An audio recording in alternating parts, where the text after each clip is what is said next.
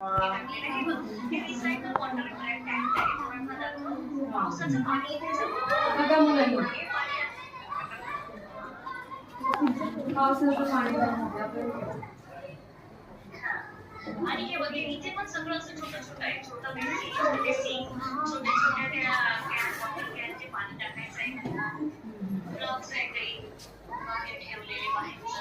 गव्हर्नमेंटच्या शाळा अशा आहेत का थोड्याफार की म्हणजे एकदमच अशाच आहेत का? अरे बापरे. हो का? गव्हर्नमेंटच्या प्रत्येक आहे. गव्हर्नमेंटच्या शाळा बघशील ना तर म्हणशील गव्हर्नमेंट कशा काय शाळा आहे. हॉस्पिटल बघशील तर म्हणशील की प्रायव्हेट पण नाही आपल्या इथे. असले गव्हर्नमेंटचे हे ते वॉर्म्स आहे, हे आपलं काय कंपोस्ट जमा करायचंय, खत जमा करायचं, काय माहिती हे सँडविच आहे. हे बघ आता ते खेळून गेले ना आतमध्ये त्यांनी सगळं क्लीन करून ठेवलंय. त्यांनाच ते आवरायला लावलंय. मग हे सगळे खेळ याच्यात करून ठेवले ते पण खेळायला घेऊन येतात. पण जेव्हा ते म्युझिक लावतो आम्ही 3 वाजता पॅकिंग आमचं लगेच सगळं पॅकअप करायला सुरू करतो. सगळं पॅक करूनच आहे. आतमध्ये मग लाईन अपचं म्युझिक लावतो. मग परत ते लाईन लावतो. लाईन अपचं म्हणजे म्युझिक लावल्यावर ते मुलं लगेच लाईनीत उभे राहतात का? ते बॅकअपचं म्युझिक लावलं की ते सुरू करतात.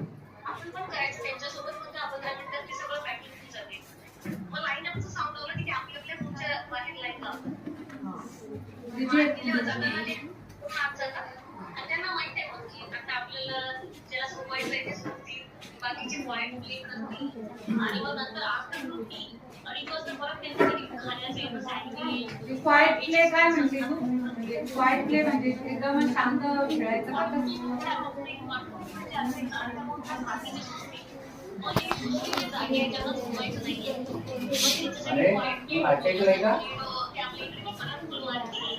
मस्तपैकी खेळते विद्यार्थ्यांना पण शांतपैकी खेळायचं असतं. मग ते झालं की त्यांचं खाण्याचं येते 2:30 वाजतापर्यंत. मग 3-3:30 वाजता ती खेळली की परत आम्ही 1 वार सर्कल टाइम देतो. आम्ही त्यांना ग्राउंडमध्ये बसवतो. जे आम्हाला शिकवायचं असते त्या दिवशी ते शिकवतो.